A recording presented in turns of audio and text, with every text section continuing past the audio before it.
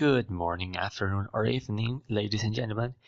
Today we are going to be presenting to you the Home Menu / Tab on Microsoft PowerPoint by Jorge Gabriel Zuno, Samanta Ceballos Pedraza, and Kate Valles Velasco.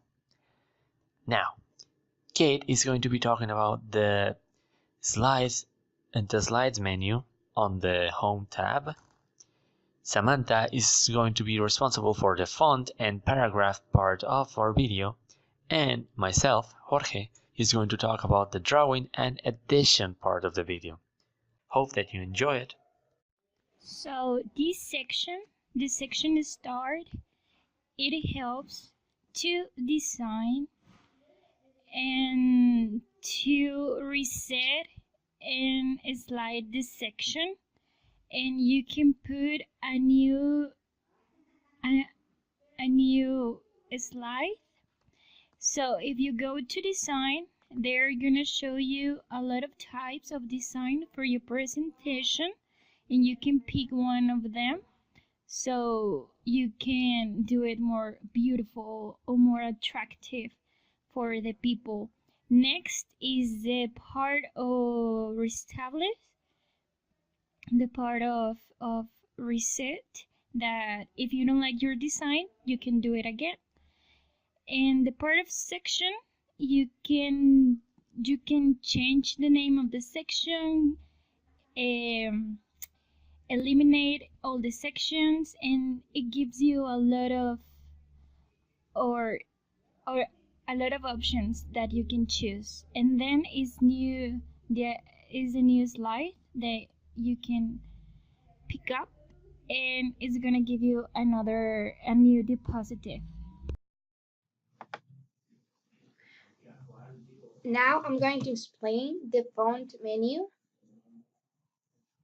And first, you have to select all the text. And here, you can change the font. Here, you can change the size of the font. And here, you can increase it or reduce it. Here, you can delete the format of the selection and leave the text without format. Here, apply the bold format to the selected text. Apply the italic format to the selected text. Underline the underlined text.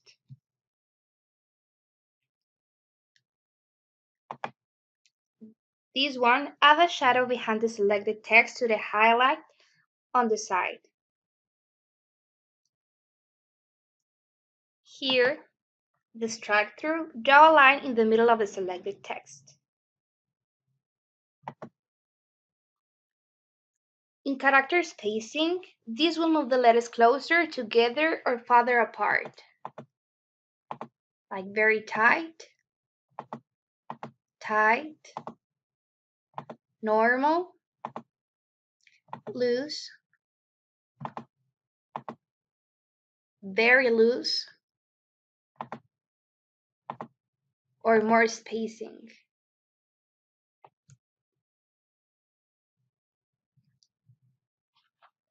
Then we have the change case. You can change selected text to uppercase, lowercase, sentence case.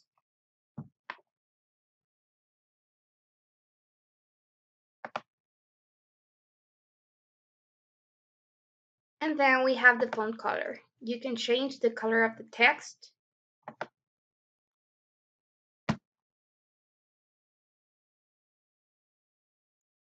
And this is all of the font menu.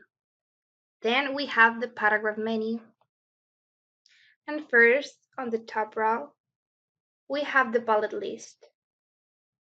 Here, make a list like this one, and you can choose the format by clicking on the smaller row. The numbered list.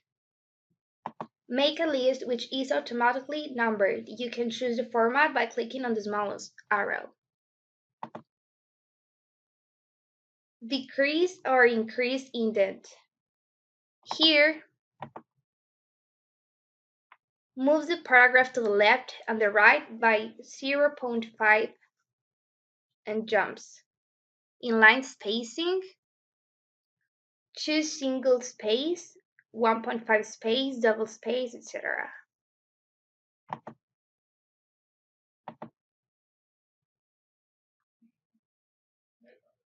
Then on the bottom row, we have the alignment. Left, center, right, or justified. In columns, choose the number of columns a text area will be divided into. 1, 2, 3, or more columns. In the special buttons on the right, we have the text direction, which allows the text to go up and down in addition to right and left. You can rotate it or stack it. In align text, align the text top to the bottom, the left, the center, or the right. Convert to Smart Art.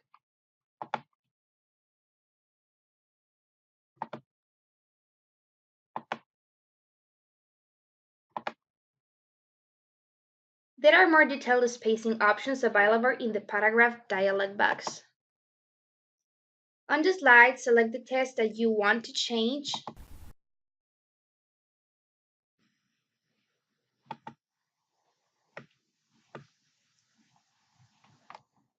Click Home, and in the paragraph group, click the dialog box launcher.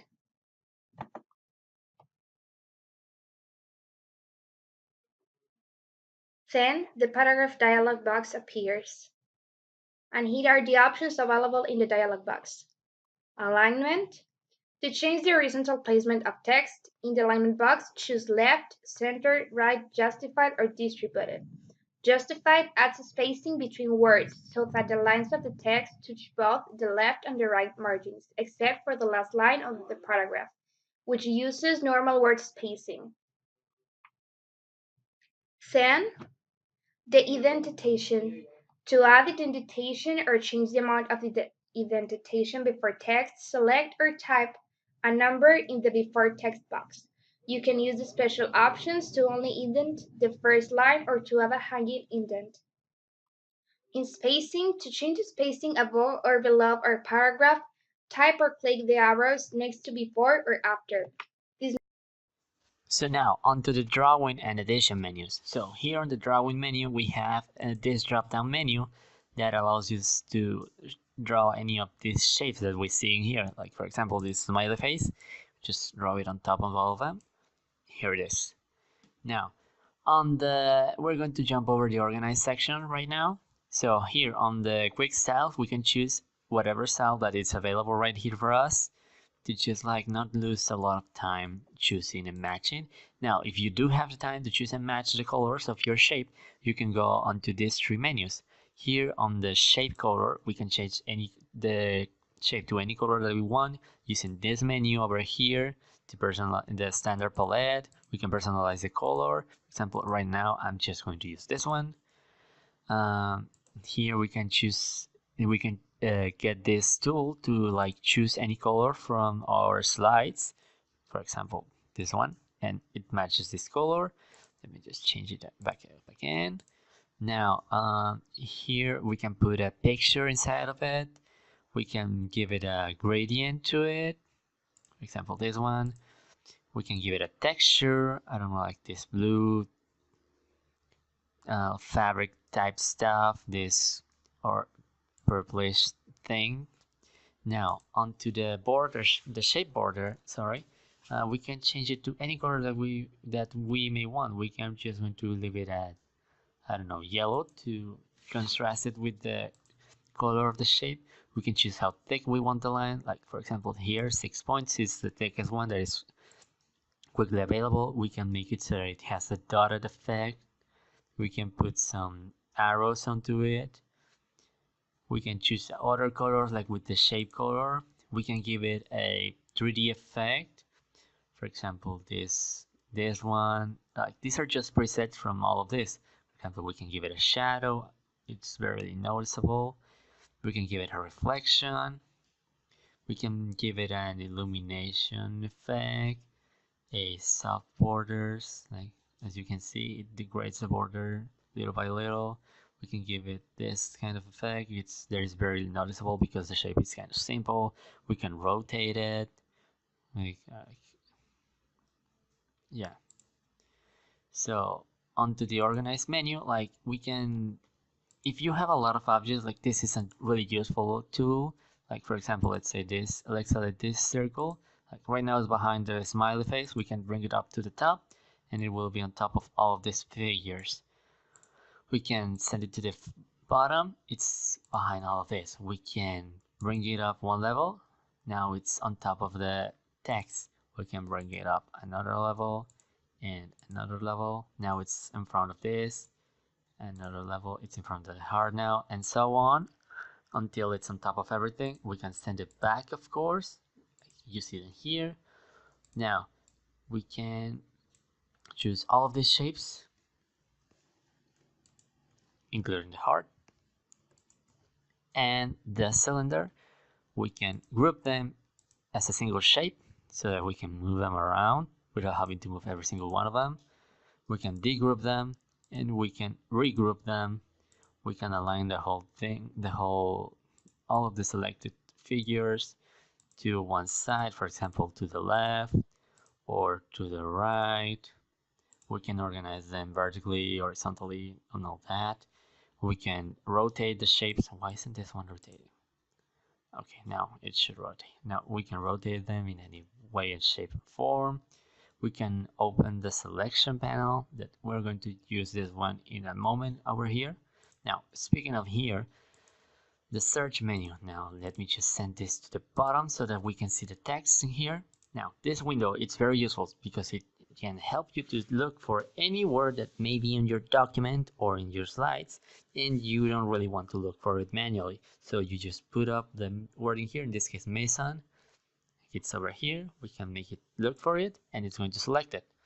We can make it so that it matches the lowercase letters and the capital letters of the word, and we can also make it so that it only looks for the complete word, not like that word but inside another one.